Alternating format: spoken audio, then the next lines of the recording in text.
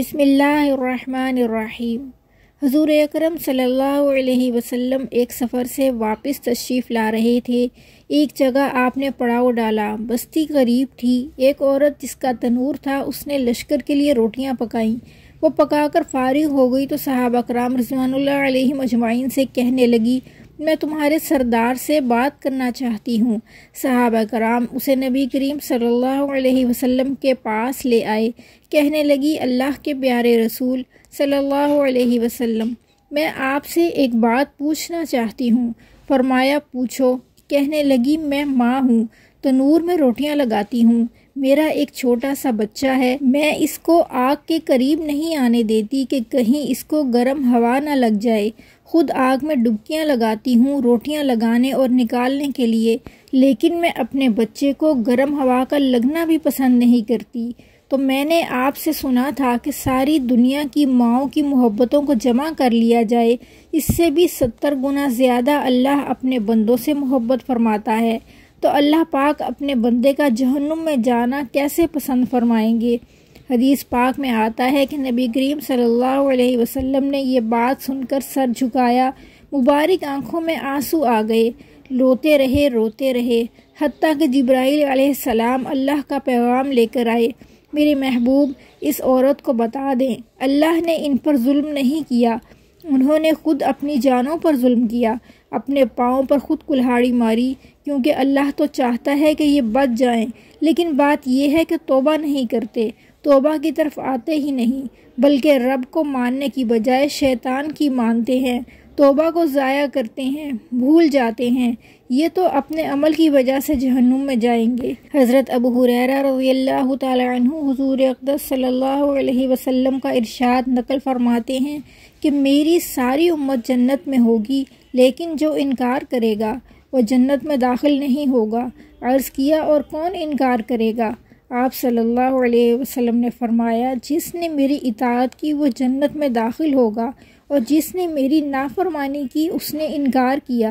حضرت جابر رضی اللہ تعالی عنہ ارشاد فرماتے ہیں کہ چند فرشتے نبی کریم صلی اللہ علیہ وسلم کے پاس آئے اور آپ سو رہے تھے۔ ان فرشتوں نے آپس میں کہا کہ تمہارے اس ساتھیوں کے لیے ایک مثال ہے، اس مثال کو بیان کرو۔ بعض فرشتوں نے کہا کہ یہ سو رہے ہیں، اور بعض فرشتوں نے کہا کہ ان کی آنکھیں سوتی ہیں اور دل بیدار رہتا ہے۔ تو فرشتوں نے کہا کہ ان کی مثال اس آدمی جیسی ہے کہ جس نے ایک گھر بنایا اور اس گھر میں کھانے کی ایک دعوت کا انتظام کیا اور ایک بلانے والے کو بھیجا، تو جس نے اس بلانے والے کی بات مانی وہ گھر میں داخل ہوا، اس دعوت میں سے کھایا، اور جس نے اس بلانے والے کی بات نہ مانی وہ گھر میں داخل نہ ہوا اور اس نے اس دعوت میں سے کچھ نہ کھایا۔ پھر فرشتوں نے کہا، اس مثال کا مطلب ان کے سامنے بیان کرو تاکہ یہ سمجھ جائیں۔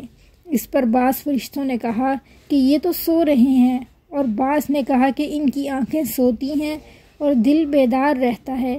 تب فرشتوں نے یہ مطلب بیان کیا کہ وہ گھر جنت ہے اور بلانے والے محمد صلی اللہ علیہ وسلم ہیں، لہٰذا جس نے محمد صلی اللہ علیہ وسلم کی اطاعت کی اس نے اللہ کی اطاعت کی، اور جس نے محمد صلی اللہ علیہ وسلم کی نافرمانی کی اس نے اللہ کی نافرمانی کی۔ اور محمد صلی اللہ علیہ وسلم کی وجہ سے لوگوں کی دو قسمیں ہو گئیں، جس نے آپ کی بات مانی اس نے اللہ کی مانی اور جنت میں جائے گا، اور جس نے آپ کی بات نہیں مانی اس نے اللہ کی نہ مانی اور وہ جنت میں نہیں جائے گا۔ حضرت ابو موسیٰ رضی اللہ تعالی عنہ حضور اکرم صلی اللہ علیہ وسلم کا ارشاد نقل کرتے ہیں کہ میری اور اس دین کی مثال جسے اللہ نے مجھے دے کر بھیجا ہے اس آدمی جیسی ہے جو اپنی قوم کے پاس آیا اور کہا، اے میری قوم، میں نے اپنی آنکھوں سے دشمن کے بڑے لشکر کو تمہاری طرف آتے ہوئے دیکھا ہے، میں تم کو بے غرض ہو کر ڈرا رہا ہوں، لہٰذا یہاں سے بھاگنے میں جلدی کرو۔ چنانچہ اس قوم میں سے کچھ لوگوں نے اس کی بات مان لی اور سرے شام چل دیے اور آرام سے چلتے رہے تو بچ گئے، اور اس قوم میں سے کچھ لوگوں نے اسے جھوٹا سمجھا اور دشمن کے لشکر نے ان پر صبح صبح حملہ کر دیا اور ان کو ختم کر دیا۔ یہ مثال ہے ان لوگوں کی جنہوں نے میری بات مانی اور جو دین حق لے کر میں آیا ہوں اس پر عمل کیا، اور لوگوں کی جنہوں نے میری نافرمانی کی اور جو دین حق میں لے کر آیا اس کو جھٹلایا۔